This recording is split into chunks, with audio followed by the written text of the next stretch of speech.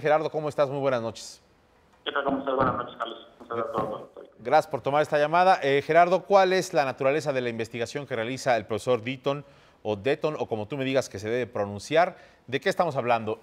¿Por qué lo han premiado?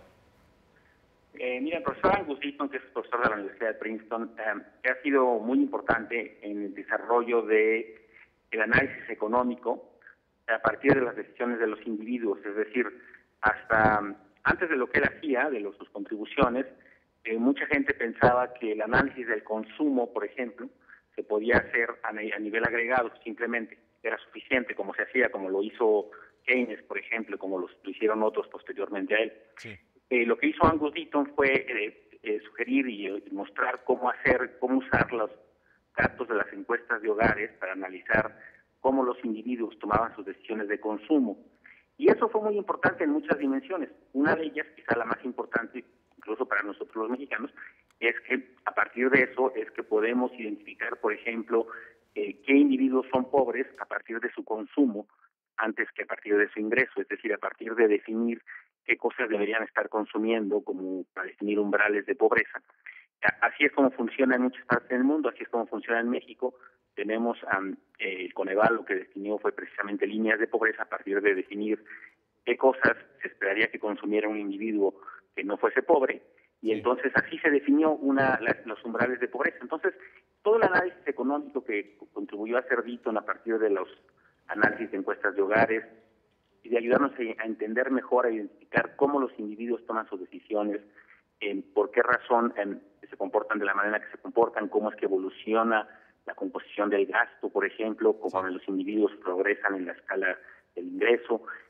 Todos esos elementos son a las cosas a las que contribuyó Deaton y abrió toda una línea de análisis que hoy en día es muy común, y a lo mejor eso hace que mucha gente piense que no es una contribución tan fundamental, pero hay que entender que en su momento el análisis que él hizo fue simplemente, cambió radicalmente la forma de entender y de analizar los datos, y por eso es que su contribución es fundamental, porque desarrolló todo un campo fundamentalmente de análisis de decisiones individuales a partir de encuestas de hogares, que hoy en día nos son muy comunes para estudiar la pobreza, como decía antes, para estudiar la desigualdad del ingreso, etcétera. Esa fue su contribución, una de sus contribuciones fundamentales, y por eso es que se le otorgó el premio Nobel a Angus Deaton precisamente. Así es, bien apuntas, Gerardo, que algunas personas quizá no estuvieran de acuerdo en cuanto a que el profesor Deaton no creó una teoría, ¿no? En efecto, su contribución es más bien empírica, aunque fue sin duda alguien que tenía muy bien sus fundamentos teóricos, y de hecho hubo unas cosas que sí desarrolló, digamos, como más que teóricas, como elementos de análisis econométricos se llaman. Por ejemplo, fue el primero que ideó cómo estimar sistemas de demanda. Esa es su contribución quizá teórica más importante. Es una contribución teórico-empírica de cómo trasladar lo que conocemos de los datos de las encuestas a una estimación de un sistema de demanda, cómo usar encuestas que no entrevistan a las mismas personas, por ejemplo, para estimar la evolución en el tiempo como si fueran las mismas personas.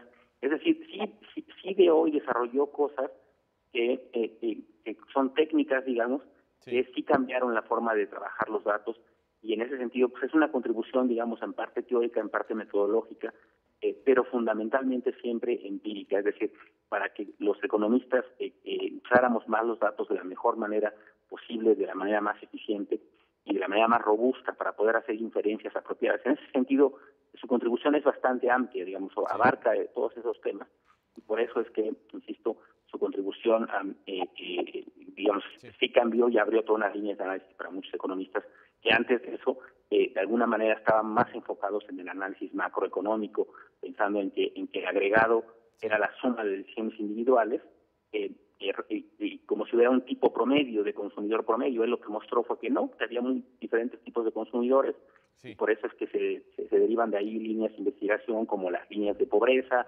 como identificar niveles de bienestar distintos para distintos individuos en distintas partes de la distribución del ingreso, etcétera. Esas son en parte de sus contribuciones. Se me acaba el tiempo, Gerardo. Te pregunto brevemente, ¿dirías que las contribuciones del profesor Deaton son ya de utilización universal en México para todo lo que nos explicas de contribución de medición de pobreza y también en la academia, en lo que se enseña en el aula, en el ITAM, en el Colmex, en el CIDE, en la UNAM?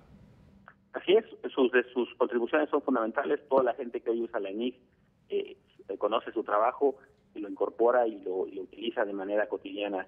En ese sentido, su contribución es fundamental. Lo único que quizá a mí me hubiera gustado es que se lo dieran no solo a él, sino a alguien más que hizo contribuciones fundamentales en un área relacionada, que es el área de la desigualdad, es el profesor Anthony Atkinson. Eso me hubiera gustado más, hubiera sido un Nobel mucho más completo, abarcando no solo temas de pobreza y del consumidor, sino también de la desigualdad. Pero bueno, por lo pronto, en cualquier caso, sin duda, el profesor Deaton era muy merecedor de esta distinción. Muy bien. Gerardo, gracias por explicarnos. Te mando un abrazo.